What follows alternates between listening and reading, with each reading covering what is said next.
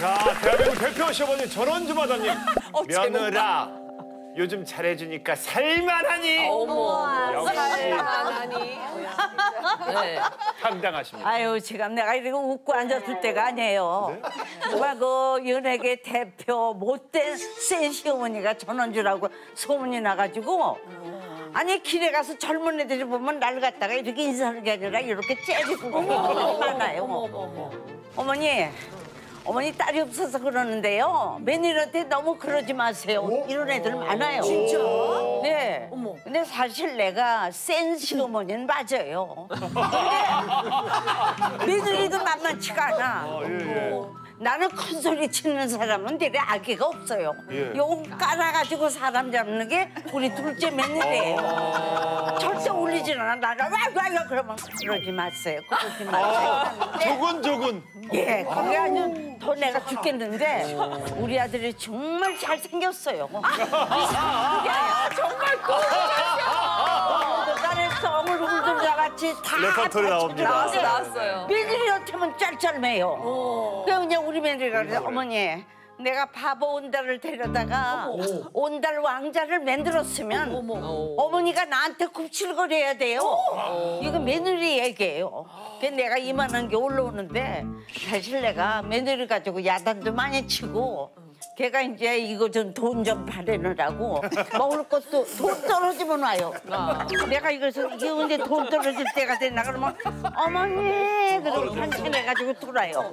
안 주고 그냥 있어봤더니 이것도 끝까지 어쩜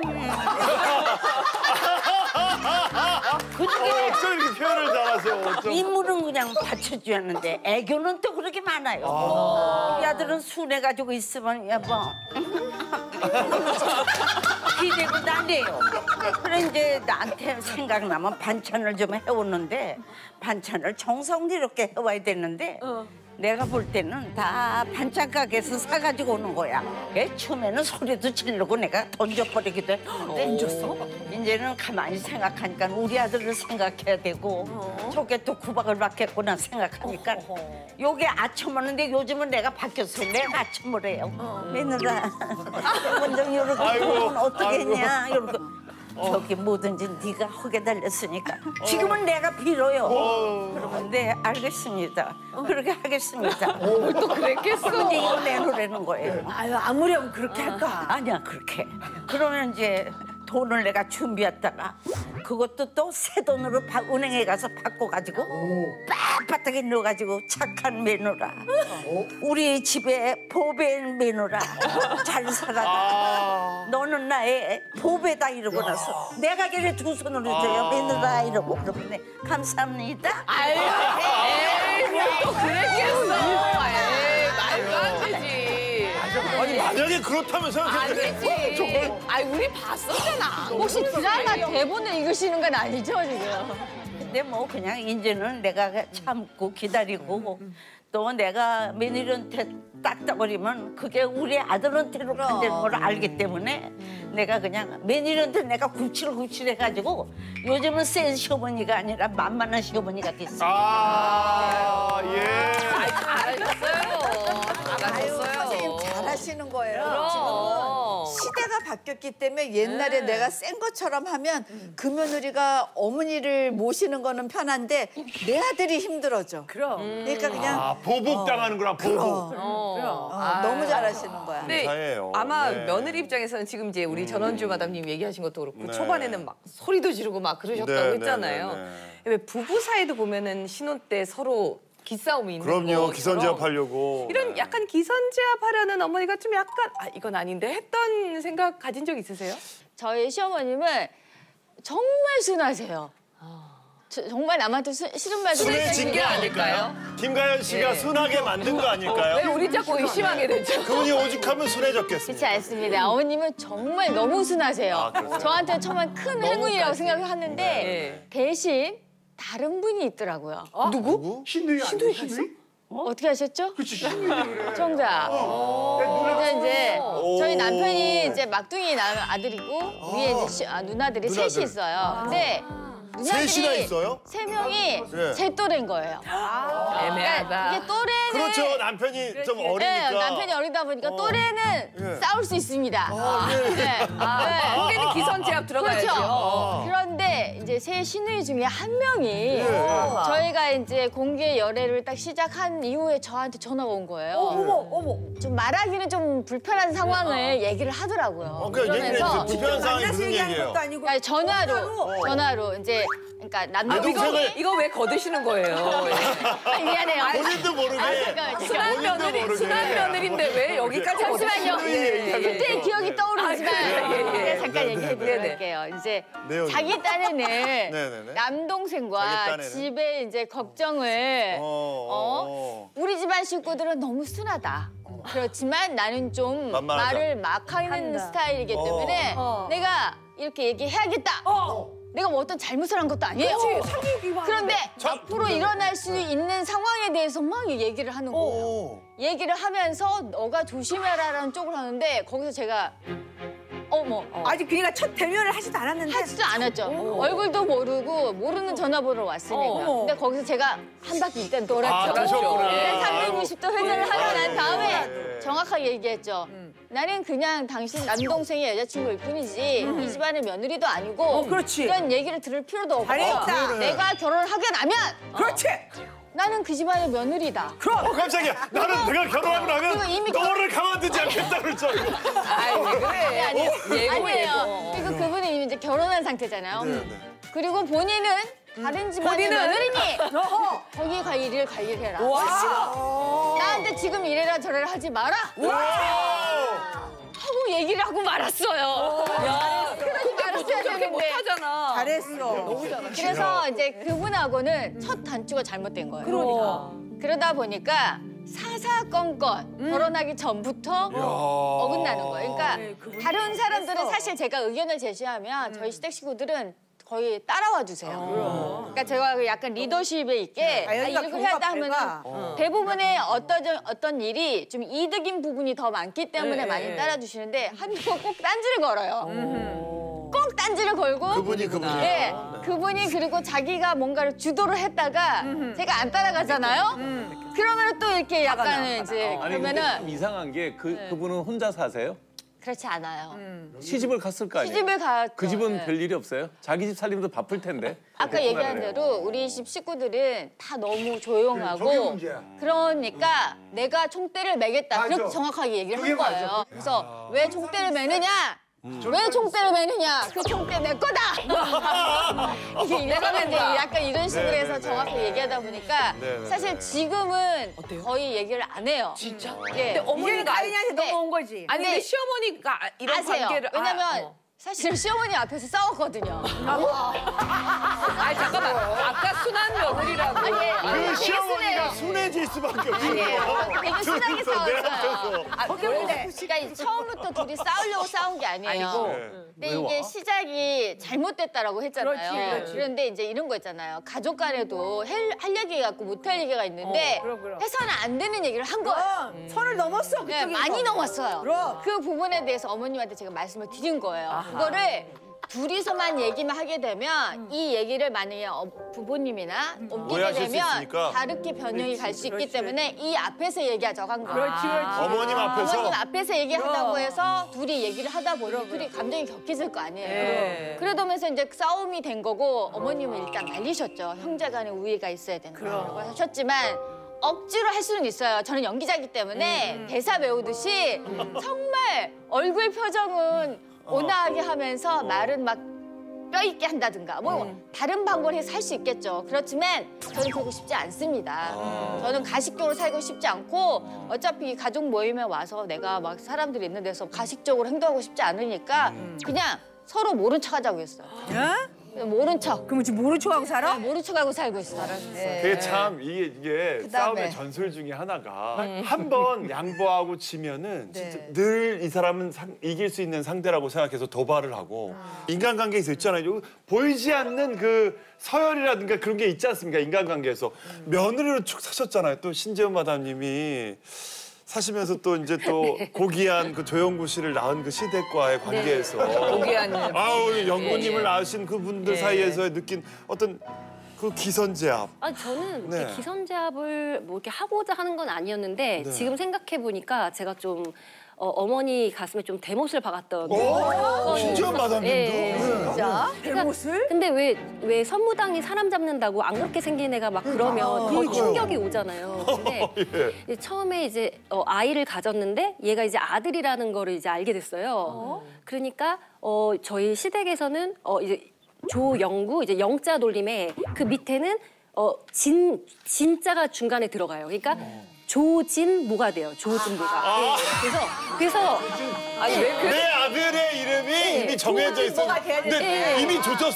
아니 그쵸? 이미 조진이에요. 조지다 조졌다 표준어예요. 네, 그러니까 어떤 일을 보통 망칠 때 그런 표현을 쓰잖아요. 근데 애를 키워보기도 전에 이제 조진으로 시작하라고 하니까 저는 그렇지 시어머니가 아주 기쁘게 이름을 지어오셨어요. 그래서 조진우라고 하라고. 아 근데 발음상. 아니 조진우 씨도 있으니까. 아니 그냥 진우 이름 자체 진우 하면은 이름은 예뻐. 그쵸. 진우. 근데 앞에 조자가 있으니까. 그래가지고 그냥 저는 이렇게 그 자리에서 그냥 듣고 그냥 다른 이름으로 해야 되겠다. 이렇게. 엄마 마음은 안 네, 이제 왜냐면 저희 시어머니를 가만 보면 그 아들이나 손주는 이름을 너무 당사자를 배려하지 않고 자꾸 지으시잖아요. 그 영구도 충분히 사전에 막을 수 있었던 이름인데.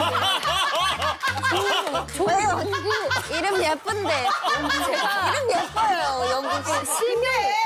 영구라는 이름이 네. 그전에는 괜찮은데 영구가 땡칠이가 나오고 나서부터 그래서 그쵸. 차라리 다른 아무튼 조영구라고 지은 걸 보면 이 어머니는 분명히 조진우라고 지을 어머니다라는 생각에 저는 이걸 막아야 되겠다 생각을 했어요. 그래서 이제 그 이름을 저는 이제 조정우라고 줬어요. 왜냐면 이제 우는 좀 살려드리고 조정우 이렇게 이제 하고 이제 어머니한테는 이제 좀 약간 기분 좋으실 때 좀 얘기를 해야 되겠다. 이렇게 차일피일 미루다가 어느덧 애를 낳은 거예요. 그래서 이제 산후조리원에 저희 어머니도 오시고 시어머니도 오시는데 자꾸 저희 어머니가 자꾸 이제 정우야 하니까 시어머니는 엄마가. 진우인데 진우로 알고 계시는데 자꾸 정우야 하니까 저한테 왜 자꾸 어머니께서 정우야 진우를 정우라고 하냐고. 하냐. 그래서 어머니 사실은 저희 그냥 부를 때는 진우라고 부르고 호적에만 그냥 조정우라고 올리자 이제 아이를 위해서 그랬더니 어머니가 너무 실망하시고 그때부터 좀 이렇게 약간 좀 어두워지시고 조금 이렇게 안 좋아하시고 좀 그러시더라고요. 그래가지고 아예 뭐 그러시다 말겠지 했는데 이제 어머니가 좀 마음을 이제 본인이 부르르 하는 마음을 조금 이제 가다듬으셨나 봐요. 그래서 그러면 둘째를 낳으면 조진우라고 지으라는 거예요. 네. 저는 이제 첫째 낳는데. 얘는 이제 너 뜻으로 했으니까 밑에 동생은 조진우라고 지어서 이제 어머니는 이미 조정우, 조진우 형제의 그림을 그리고 계시는 거예요. 그래서 저는 사실 그때가 어느 시기였냐면 이제 조영구 씨가 이제 다이어트를 이제 막 심하게 하고 천농 다이어트. 몸이 급격히 안 좋아지고 이제 자기 몸 하나 건사하기가 힘든 그런 상황에 둘째를 정말 낳을 수가 없는 상황이었어요. 그래서 근데 자꾸 어머니께서는 막 오실 때마다 야간문 이런 거 가지고 오시고 그리고 갑자기 막 연구를 위해서. 네, 이거 잘해가지고 엄마가 야간문. 연구 먹이라고 막 이러는데 어머니 일단 사람이 살아야 되는데 이거 너무 자기 말에 걸려서 자기가 넘어지고 자기 말에 그러는데 또 애랑 이제 애도 하나밖에 없는데 사진 보면은 죄다 누워서 찍은 사진밖에 없어요. 애랑 뭐 아빠가 이렇게 뭐 어깨 동무는커녕 다 누워가지고 근데 이제 어머니가 지금 16년이나 됐는데도 아직도 네, 둘째를 계속 기다리고 지금 계시는 거예요. 진우를 기다리는 거야 조진. 그랬는데 어머니 마음을 이제 저는 그쯤 되면 좀 잊어버리셨겠지 했는데 이제 애가 이제 어릴 때 이렇게 기저귀 갈아주고 이렇게 다리 이렇게 마사지 해주면서 어머니가 이렇게 그렇게 노래를 부르시더라고요. 조정우가 뭐냐 조정우가 조진우가 낫지 이거를 마치 민요처럼 조정우가 뭐냐 조진우가 낫지 이렇게 얘기를 계속 조정우가 뭐냐 조정우가 뭐냐 조진우가 낫지 조진우가 낫지. 어른들은 그래 혼자 중얼중얼. 그래가지고 이제 제가 둘째도 지금 저희 남편은 이제 불가능한 상태가 됐어요. 생물학 비행합적으로 묶었어요. 네, 그래서 둘째도 못 낳는데 아직도 조진우를 기다리시면서 이제 야간문을 안고 막 웃으시면서 들어오시면 너무 마음이 아픈 거죠. 본의 아니게 대못을 본의 받았네. 아니게 대못 받고 좀 이제 말 안 듣는 며느리가 된 거죠. 아직은 절대 일어나지 않을 일이구나. 그렇죠. 네. 진우를 기다리는 거. 예. 아니 이제 유미 씨는 뭐 없죠? 기선제압에 뭐 이런 게 그냥 나도 모르게. 기선제압 잘 모르잖아. 기선제압. 아니 알아요. 알아요? 뭔지는 아는데 네. 사실 제가 이제 결혼한 지 얼마 안 돼서 시어머니랑 에피소드가 그렇게 많지는 않지만 네. 그래도 이제는 이제 시대도 바뀌었고 사실 좀 이제 옛날 방식으로만 네 이런 거는 저는 조금 앞으로도 못할 것 같아요. 네. 네, 근데 아니 지금 막 아니 얘기를 좀 들어요. 순종이잖아, 순종. 제가 얘기할게요. 기선제압.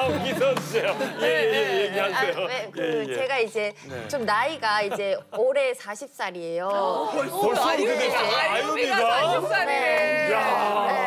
그리고 제 남편도 이제 18살 때니까 그때 봤어요 18살 나는. 때 데뷔했어요. 그래서 제가 40살이고 남편 되시는 분은 42세예요. 그래서 좀 늦은 결혼이었어요. 그래서 이제 오빠는 이제 부모님한테 자기는 결혼 안 할 거다 이렇게 얘기를 했었나 봐요. 근데도 이제 제가 나타나서 이제 결혼을 했기 때문에 얼마나 이쁘. 부모님 입장에서는 너무 예쁘고 고마운 존재가 되어버린 거예요. 그래서 너 하고 싶은 대로 다 해. 막 이런 시어머니여서 전 참 다행이어서 그냥 지금은 제가 하고 싶은 대로 하고는 있는데 말대로 하셨으니까. 네, 말씀을 그렇게 해주셨으니까 저도 하고 싶은 대로 하고 그 말씀 따르기 위해서. 네, 하고 있는데 예를 들면은 이제 부모님한테 전화를 드려야 되잖아요. 근데 친구들은 3일에 한 번씩 안부 전화를 이렇게 드린다고 하는데 저는 2주에 한 번씩 정도 드리거든요. 전화 드리면 됐죠. 잘하고 있어. 그 잘하고 있는 거예요? 근데 친구들은 아니야. 3일에 한 아니야. 번씩은 해야지. 네. 의무적으로 해야 된다 이거지. 규칙처럼 이렇게 해야지라고 말씀을 하시는데 저는 이거는 이제 마음에서 우러나서 부모님이랑 통화를 하고 싶을 때 해야 이게 통하지. 무슨 교과서처럼 하기 싫은데 하는 알람 거는 맞춰놓고 좀 하면 안 되지. 아닌 것 같아서 저는 앞으로도 만약에 시어머님이 그런 거를 좀 욕을 하셔도 못할 것 같아요. 내 목소리는 짧아도 2주 안에 못 들을 생각해라. 라는 얘기를 하시는 거죠. 그 정도는 아니고 제가 하고 싶을 때 할게요. 시어머님도 하고 싶을 때 언제든지 하세요. 내가 막는 건 이렇게 아니니까. 말씀을 드릴 것 같아요. 아니, 이래서 현명해요. 왜냐면 3일에 한 번씩 하다가 나중에 지쳐 떨어지고 그것 때문에 화가 나서 아니 그런 것 때문에 이지훈 변호사님 상담 오는 사람들이 있지 않나요? 네, 많이 저쪽에서 있죠. 너무 기선제압 들어오고 의무가. 네, 제일 그런 상담은 되게 많은데요. 그러니까 이혼 상담에서 고부 갈등은 항상 들어가요. 고부 갈등만으로 이혼하진 않지만 이혼할 때 고부 갈등은 중요한 이제 요인이 되는데요. 남편과의 관계가 좋지 않아요. 갈등이 해결이 안 돼. 그래서 자식을 보고 사는 거예요. 내 아들을 남편 삼아 살아요. 근데 내 아들이 결혼을 했어.